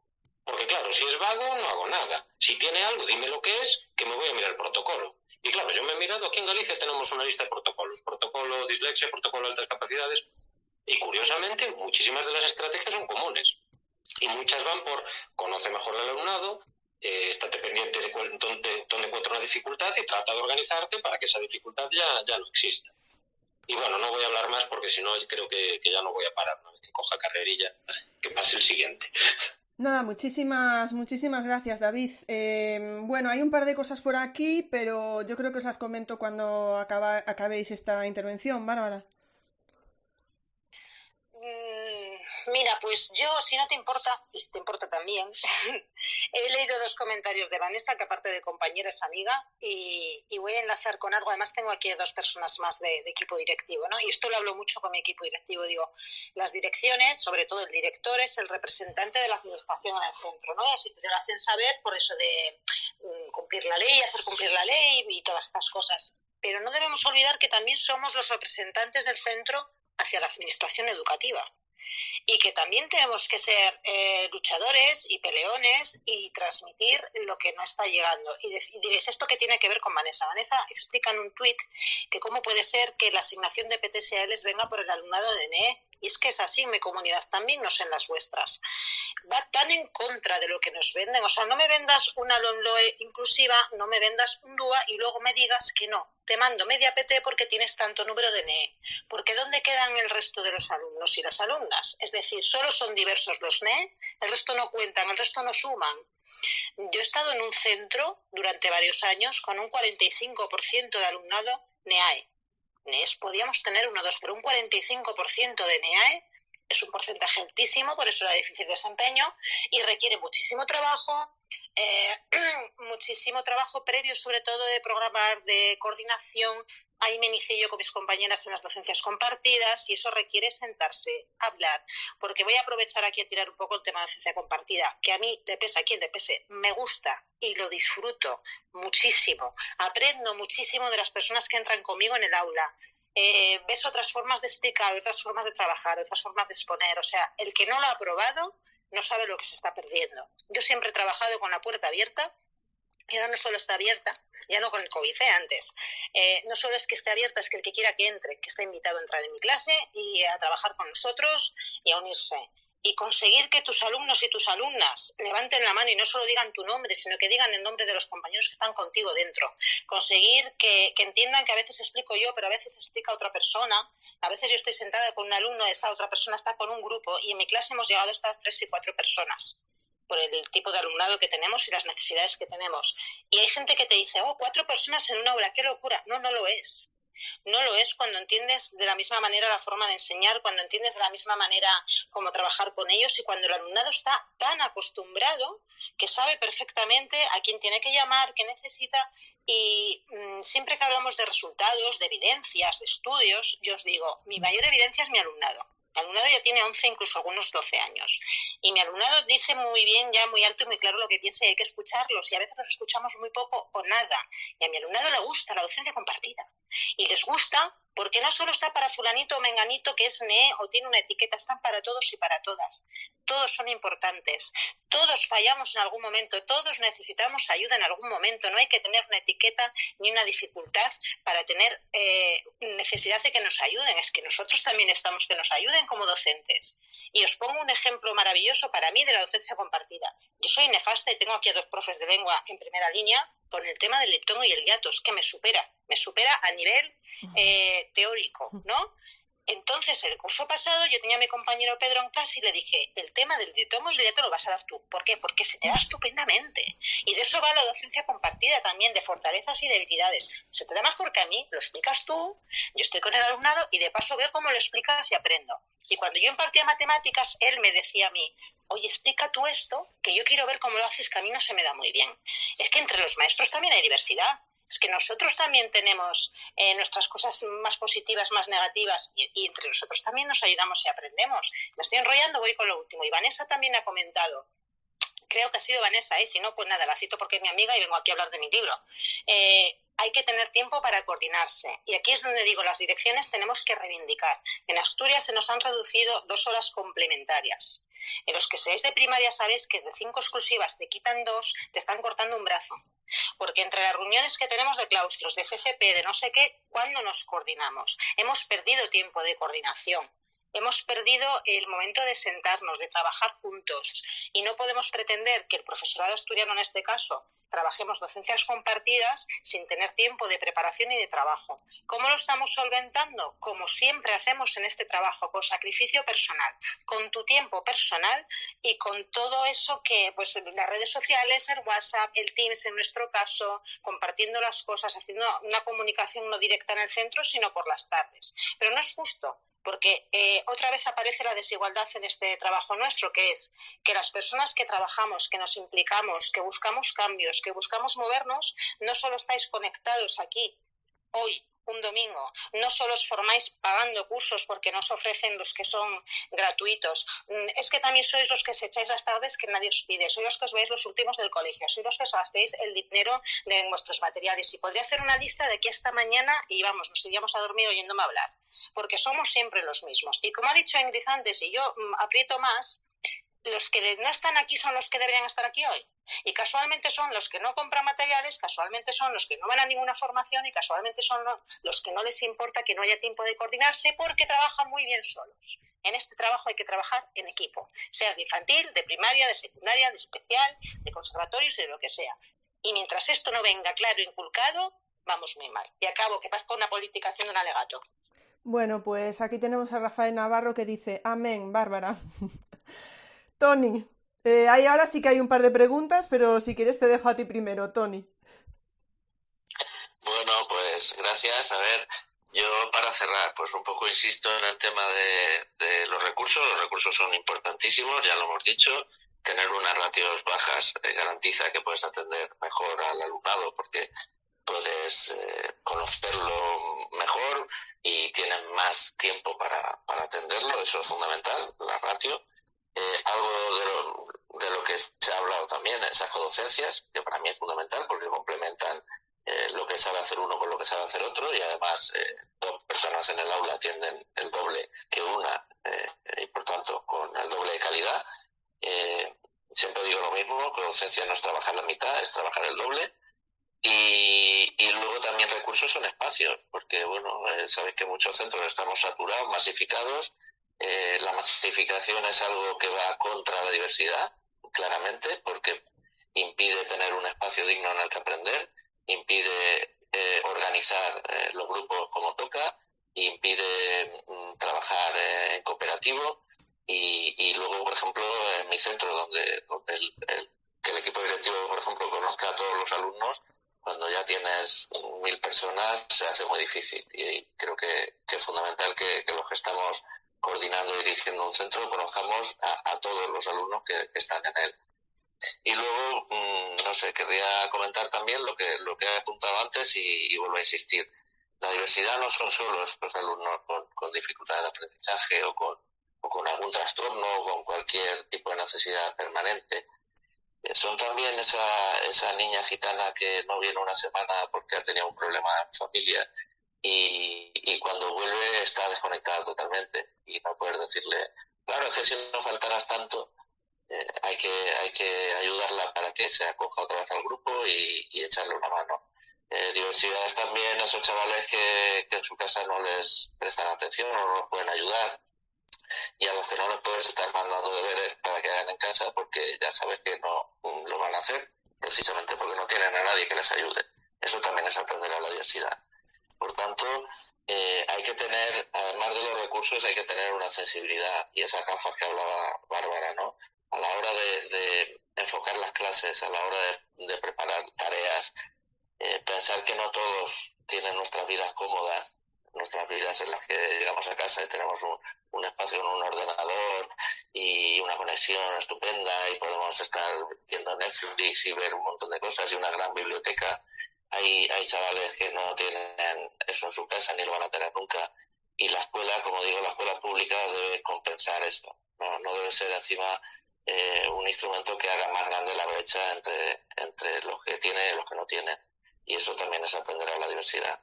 Y no me enrollo más, lo dejo, que seguro que tenéis por ahí cosas más importantes que hacer un domingo a estas horas. Bueno, Tony, yo de verdad, los 5 ha sido increíble. Hay un par de preguntas y os las voy a hacer, pero ya os dije a los 5, os lo dije de antemano. Si alguien se tiene que ir, que se vaya, o sea, sin problema. Tenemos por aquí a Marta, que saluda a Mónica. Soy Marta, la chica de la que hablaba Mónica. Está siendo una charla muy interesante. Enhorabuena a todos, ya que Mónica habló de ella. Y hay 2 preguntas, y si queréis con ellas podemos cerrar y puede responder quien quiera. Inma pregunta: voy a lanzar una pregunta a quienes están en equipo directivo. ¿Qué criterio se usa para asignar docencia en grupos con necesidades educativas que son especialmente complejos? Dice, soy interina. Eso es la pregunta de Inma y nuestro Quique Guerrero que dice, perdón por la pregunta, pero sería interesante que ellos también contestasen a la pregunta que me lanzaron el otro día. Aquí Quique quiere revancha, dice, ¿pensáis que la LOMLOE es una ley inclusiva tanto en la teoría como en la práctica? Así que bueno, si queréis, dejo esas dos preguntas lanzadas y una última intervención corta ya de los 5 para despediros al mismo tiempo. Así que, Albano, te dejo a ti que respondas a la pregunta que quieras de estas dos y que te puedas también ir despidiendo. Sí, bueno, empiezo por la de Quique. A ver, claramente sí en la teoría y por desgracia en la práctica no, lo iremos viendo. Aunque bueno, pronto lleva ya 2 años de publicada en el Boletín Oficial del Estado, la LOMLOE. Sí en la teoría, o sea, una ley que defiende en sus principios los derechos de la infancia, la personalización del aprendizaje, la detección temprana de la vulnerabilidad, eso que hablaba Tony tan importante, o sea, los contextos, las estructuras, las familias, las situaciones que vive el alumno cuando llega a la casa, o sea, si no se empieza a trabajar en esa línea y ya esta ley, el año pasado parece que fueron 120 millones de euros destinados a los fondos precisamente PROA, ¿no? Que en donde se estudia la vulnerabilidad, se detecta y se acompaña, y ya se están empezando a ver, igual que las unidades de acompañamiento, ¿no? Esos perfiles de integradores sociales, padres sociales que empiezan ya a trabajar codo a codo con los centros, a hacer realidad todo eso que hemos pedido. Es la primera ley además que incorpora la intención de trabajar a través del diseño universal del aprendizaje. Por lo tanto, en la teoría, como declaración de intenciones, es la ley que más avanza en los requerimientos internacionales de Naciones Unidas y en todo lo que dice el artículo 24 de la educación inclusiva de la Convención Internacional de Derechos de Personas con Discapacidad. Ahora iremos viendo en la práctica, bueno, un poco lo que decían antes por ahí, ¿no? ¿Cómo se aclimata esto en la cultura escolar? Y, por ejemplo, la otra pregunta, termino ya, vamos a ver, ¿de qué manera se asignan los grupos? Bueno, por desgracia, la burocratización de los centros, en secundaria en particular, pues es muy complicado que el equipo directivo intervenga en la asignación de grupos, en el reparto de grupos que hacen los departamentos. Se asignan una serie de grupos y en el departamento, con una serie de criterios normalmente que están contemplados en la ley, que van desde decretos de especialidades hasta lo que es la ordenación por antigüedad, etcétera, pues se van repartiendo los grupos en función de un montón de factores. ¿Que el equipo directivo, el director o la directora puede intervenir en eso? Sí, pero bueno, los directores no dejamos de ser compañeros y compañeras, estamos en el aula, estamos en los centros, somos uno más, y intervenir en esto a veces es muy complicado, aunque con la ley en la mano, efectivamente, un equipo directivo puede reasignar grupos en función del interés general del alumnado. O sea que es posible, ¿vale? Es posible romper esta inercia en la que los centros de secundaria estamos, de que los grupos se repartan en los departamentos en función de un montón de factores. Profesorado que coge grupos de PEMAR, pues a veces, pues, en fin, que se integre el perfil adecuado. Tutorías complicadas que son asignadas también por un montón de factores que no tienen que ver con las características y la formación del docente, etc. Yo creo que es hora de empezar a intervenir en esto con un poquito de delicadeza y mano izquierda, pero es importante. Bueno, nada, ya me despido, dejo que los compañeros intervengan. Gracias, Ingrid, por la invitación, me ha parecido interesantísimo todo lo que han dicho, el espacio, en fin, la propia visión de experiencias compartidas, saliendo a la luz, interactuando. Enriquecedor lo que hace es un domingo y toda la organización que conlleva esto, que está detrás y que no se ve, y que simplemente los que hablamos aquí, en fin, pues lo que hacemos es darle vida a lo que tú haces semana tras semana, los miércoles, los domingos, el debate, las encuestas, etcétera, y haces mucho por la educación, no dejes de estar ahí, que hay muchísimas cosas que te seguimos. Gracias, Ingrid. Bueno, Albano, muchísimas gracias. Muchas gracias por tus palabras, de verdad, pero es que las charlas sois vosotros que venís, porque si no estaría yo aquí sola hablando conmigo misma. Así que de verdad por vuestra confianza y por estar siempre dispuestos a colaborar. Voy a pasar a Mónica con un comentario muy gracioso que nos deja Ángel, que dice: en educación, formación pasa muchas veces lo que en las reuniones de vecinos, de madres, padres, etcétera, a las que suelen acudir los que menos lo necesitan. Mónica, muchísimas gracias por estar aquí hoy. No, gracias a ti desde el minuto cero por montar toda esta locura maravillosa con Antonio. Todavía me acuerdo el día que me mandaste el audio en verano y yo dije, ¿yo qué voy a decir? Y aquí con toda esta gente tan grande. Y te quiero dar las gracias porque este curso de atención en la diversidad... ¿Estamos ya los que estábamos sensibilizados? Pues es posible, pero yo creo que entre el blanco y el negro hay mucho gris. Y cuando se moviliza algo, hay un efecto llamada, y creo que si alguno estaba concienciado al 20%, a lo mejor ahora lo está al 50%, el que estaba al 50% lo puede estar al 80%, y el que estaba al 80% ya lo estamos al 100%, ¿no? Entonces, el trabajo que has hecho y que ha hecho todo el equipo es espectacular, a costa de tus horas de sueño y de tu compromiso personal, como decía antes Bárbara, pero lo que hemos sacado todos los que hemos estado involucrados de alguna manera, pues no hay manera de agradecértelo y de pagártelo. Yo te doy las gracias por acercarnos a la realidad de Ana Fernández Sancho, de Artemisa, por hablar de altas capacidades, el día que estuvo Alejandra como familia y todos los profesionales que estuvieron, por traernos a Nando López para hablar de todas las experiencias que tiene él cuando va a los centros con el alumnado LGTBI, por formarnos en DUA, en multinivel, con Antonio, con Coral.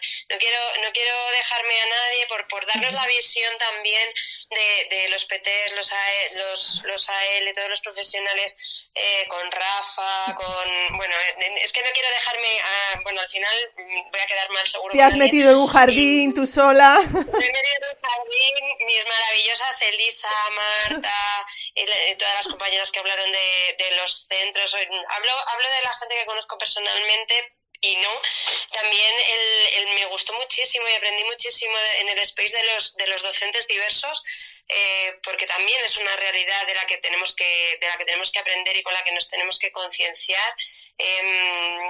Traernos a María José Mas, ya lo he mencionado antes, y por supuesto al grandísimo Quique Guerrero, que ayer ya hablé con él de ese guiño que me hizo, que vamos, no se puede ser más grande y no se puede saber más. Y no se puede ser más generoso, porque él lo hace pues para que los demás le saquemos provecho, porque él al final podría estar en su casa disfrutando de su jubilación y lo que está haciendo es ayudarnos a los demás a entender los entresijos de esta nueva ley que nos ha caído así como una tromba.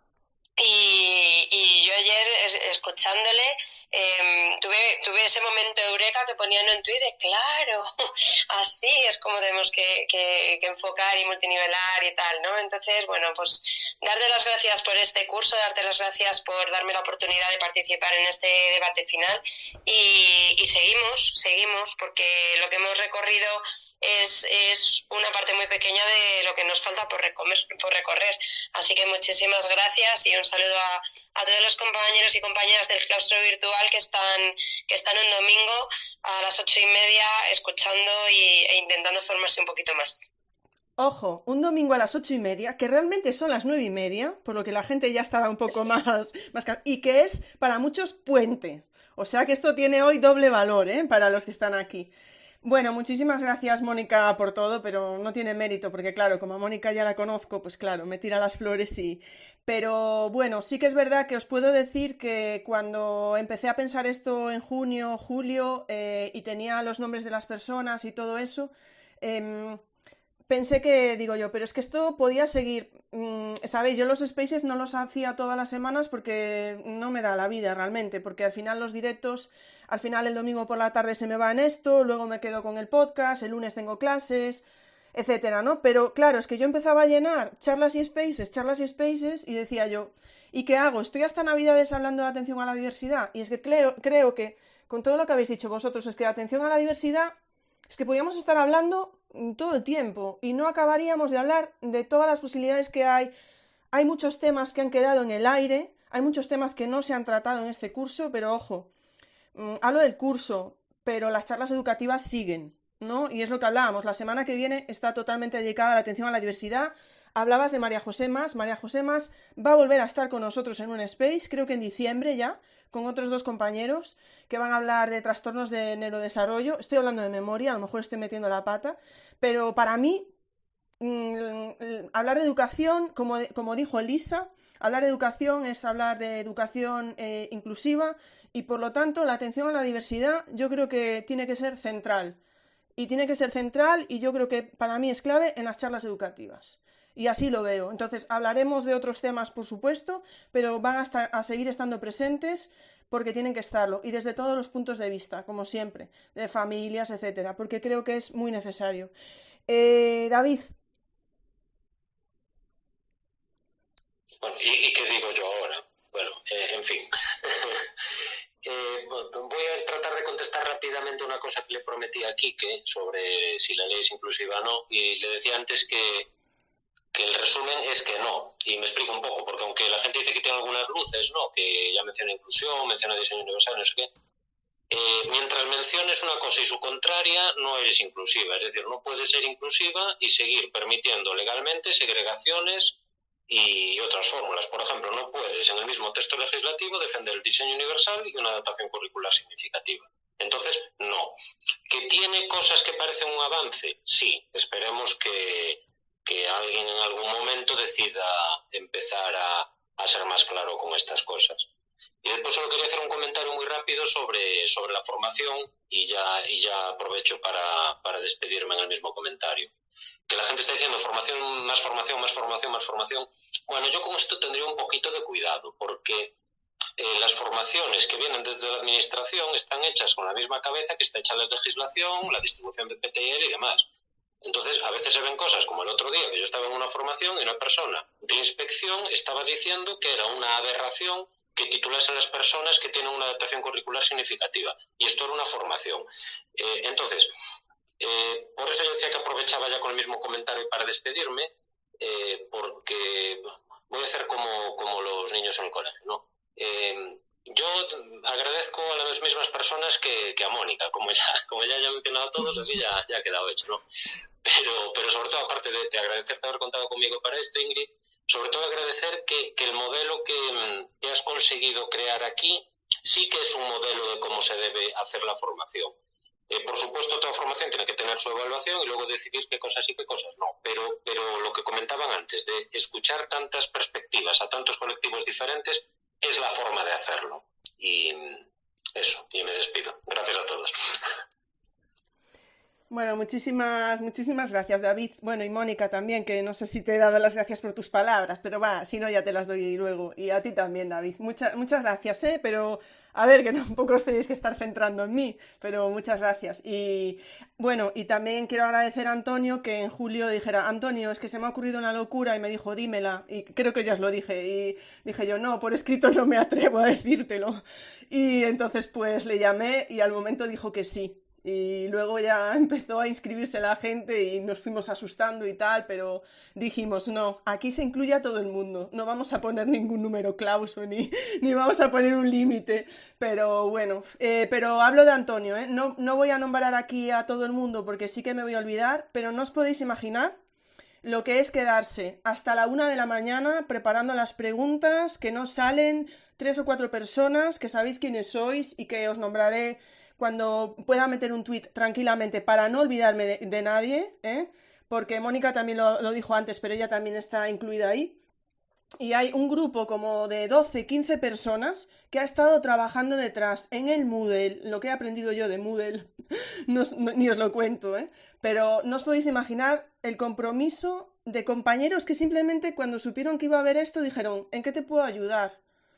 Como el médico de la serie, y enseguida no sé, yo no hubiera podido hacerlo, y ni con Antonio ni nosotros dos, es toda la gente que ha ayudado detrás y que es impresionante, y es este claustro virtual, y es lo que se ha formado aquí, y yo lo siento, pero lo pienso así. Por cierto, antes dije que lo de la educación inclusiva creo que lo había dicho Elisa, es que me confundo siempre, a Elisa le llamo Elvira y a Elvira le llamo Elisa, pero bueno, que fue Elvira la que lo comentó. Bárbara. Bueno, pero es yo que quería llamar a Iris Ingrid, así que tú tranquila, no te preocupes. Si no recuerdo mal, La de Quique es lo, eso lo tengo claro. La otra que era La otra, asignación de los recursos son... la otra pregunta era, espera, porque no me va el ordenador. Ahí. Inma pregunta a quien está en equipo directivo, ¿qué criterio se usa para asignar Sí. o asignarse, ponía, docencia en grupos con necesidades educativas que son especialmente complejos? Y dijo, soy interina. Vale. Tenemos un reglamento orgánico de centros, esto a los interinos les interesa, hay un real decreto nacional y luego cada comunidad tiene sus concreciones, vamos a decir. En la Asturias concretamente, que es del año en el que yo acabé la carrera más o menos, imagínate, sin renovar, pero viene a decir lo mismo todo. Si me hablo de primaria, porque ¿quién comentó secundaria? Creo que fue Albano, ¿no? El tema que tienen con las ruedas de secundaria no tiene nada que ver con primaria. Las asignaciones en primaria en un principio se hacen por antigüedad. Pero estas resoluciones orgánicas de centros contemplan que en algún caso las direcciones de los centros pueden hacer asignaciones de grupos por necesidad. Yo estoy asignada en mi grupo por esa cuestión, ¿de acuerdo? No estoy asignada por antigüedad, sino por un grupo de especial dificultad. A mí se me consideran para ese grupo. Y se ha vivido en más centros. Y aquí viene un poco... mira, voy a enlazar con lo que ha dicho David. Si te da las docencias la propia administración que legisla mal, esas docencias muchas veces no pueden ser buenas, ¿no? O esos cursos de formación. Pues aquí vamos a lo mismo. Tenemos una LOMLOE que habla de inclusión, queremos que no coja primero de primaria el último profe que ha llegado al centro, ¿no? Sino que lo coja alguien con antigüedad, experiencia y responsabilidad y que haga el primer ciclo completo. O queremos que el último docente en llegar no coja el grupo más dificultoso o el que tiene más necesidades o el malo, ¿no? El que se tilda del malo. Pero sin embargo tenemos una normativa que dice aquí se elige por antigüedad y si la dirección no quiere elegir por antigüedad hay que hacer una salvedad y aquí te deja la dirección a carne del claustro y arréglatelas como puedas. No, pues igual lo que tenemos es que legislar diferente para que las direcciones, que un día somos direcciones pero nunca dejamos de ser compañeros y docentes, porque yo siempre digo, yo soy jefa de estudios, mañana no, lo puedes ser tú, con lo cual no soy más ni menos, sencillamente ahora tengo administrativamente este puesto. No deben dejarnos a las direcciones estos marrones, hablando claro, pero contemplar se contempla, sí. Direcciones que lo hacen, algunas, y dentro de las que lo hacen, muy aguerridas. Lo digo por la compañera interina y apoyando totalmente el trabajo. Aprovecho aquí, esta es mi plataforma, ¿no, Ingrid? Aprovecho aquí que sin los interinos este sistema no se sostiene y no lo olvidemos, interinos e interinas. Carajo, ¿qué íbamos a hacer sin ellos? ¿Y cuántos grupos han levantado y han llegado los últimos? Venga, es que hay que decir las cosas como son. Venga, que me gusta a mí enrollarme. Lo inclusiva, me quedo con lo que han dicho los demás. Intenciones muchas, aplicaciones pocas. Las leyes no se pueden construir desde arriba, se tienen que construir desde abajo. De nada sirve que en la LOMLOE ni ninguna documentación ponga que hay que hacer X o Y, porque como nosotros no queramos hacerlo, no se va a hacer. Y ejemplo práctico, el que no quiere ser inclusivo no lo va a ser, el que no quiere hacer evaluaciones formativas no las va a hacer, va a seguir haciendo su 80% de exámenes, su actitud y su no sé qué, en su cuaderno pondrá un simbolito muy bonito que cada inspección parece que lo hace, pero no lo hace, porque somos muy inteligentes y sabemos también evitar, ¿no?, las normas. Y hay personas que pueden llevar 30 años dando clase igual, evaluando igual, y no se van a mover de ahí y sabrán adornarlo para que parezca que sí se han movido. Así que la LOMLOE que ponga lo que quiera. Nos vamos a mover los que nos queramos mover. Nos vamos a adaptar los que nos queramos adaptar. Y lo pienso así, no soy catastrofista, creo que soy muy realista. Ingrid, yo paso de darte agradecimientos, yo todo lo que te digo ya sabes por dónde te lo digo. Aquí ya tienes a un Twitter que te adora y te lo habrás ganado por algo seguramente. ¡Hala! Bueno, Bárbara, yo tampoco tengo nada más que decirte por aquí porque ya sabes todo lo que pienso y, en fin, es que Bárbara sabe mucho también de legislación. Yo no paro de decirle, vente a una charla, vamos a hablar de estos temas, pero Bárbara sí que escoge, ella es selectiva, ¿eh? Ella sabe de lo que quiere hablar y de lo que no. Bárbara, un beso muy grande. Venga, Tony, que quedas para el final, pero ahí cierras a lo grande. Bueno, pues Bárbara en estas últimas palabras me ha quitado lo que yo quería decir.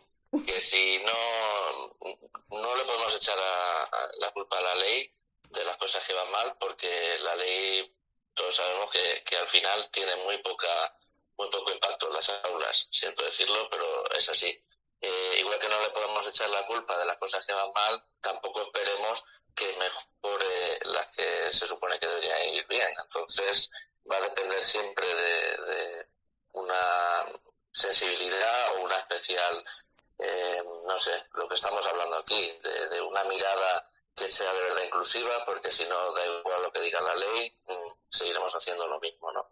Y la última reflexión, pues yo creo que como profesionales, que muchas veces pues nos gusta lucirnos como profesionales y también de la escuela pública o de la privada, la concertada, da igual, pero que somos educadores y nos gusta decir que somos educadores y nuestro papel y nuestra importancia en la sociedad y tal.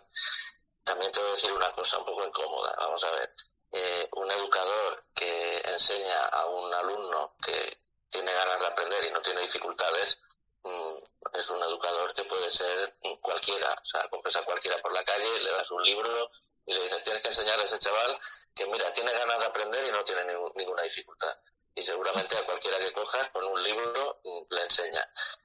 Donde se mide un profesional de la educación es precisamente en la diversidad, en aquellos que no quieren, en aquellos que no pueden, en aquellos a los que le cuesta. Ahí es donde tenemos que dar la talla como educadores. Ya digo, en los que están dispuestos y no tienen dificultades, es muy fácil. Y es muy fácil y por otro lado no nos mide como profesionales para nada. Así que hay que dar la talla en las plazas difíciles, no donde todo va cuesta abajo. Y ya está, no doy más la lata que mis compañeros ya lo han dicho todo. Muchísimas gracias de nuevo, Ingrid, muchísimas gracias también a los que estáis ahí escuchando y a mis compañeros de mesa virtual. Un abrazo. Pues muchísimas gracias a los 5, muchísimas gracias a todas las personas que habéis estado aquí durante este space. No quiero alargarlo más. Recordad que el miércoles estará Iris, que la tenéis por ahí. Puedes saludar, Iris. Bueno, no sé si controlas lo de los corazoncitos, creo que sí. Pero tendremos ahí a Iris el miércoles. Y el domingo que viene, si os han quedado ganas de hablar de atención a la diversidad, espero que sí, porque si no sí que estaré yo sola hablando. Pues el domingo que viene a las 7 tenemos el space en abierto para poder hablar de cualquier tema relacionado con atención a la diversidad desde el punto de vista que os apetezca. Así que, sin más, muchísimas gracias. No es un adiós, es un hasta luego, porque es verdad que hoy sí que acaba el curso. Muchísimas gracias a todos los que os habéis apuntado y que espero que lo estéis disfrutando. No os preocupéis, incluso los que aún no hayáis entrado en la plataforma Moodle, vais a estar a tiempo de sobra de hacerlo. Os mandaré algo sobre el tema. Y nada más, muchísimas gracias a todos. Nos vemos el miércoles en la siguiente charla educativa. Un abrazo gigante. Chao, chao.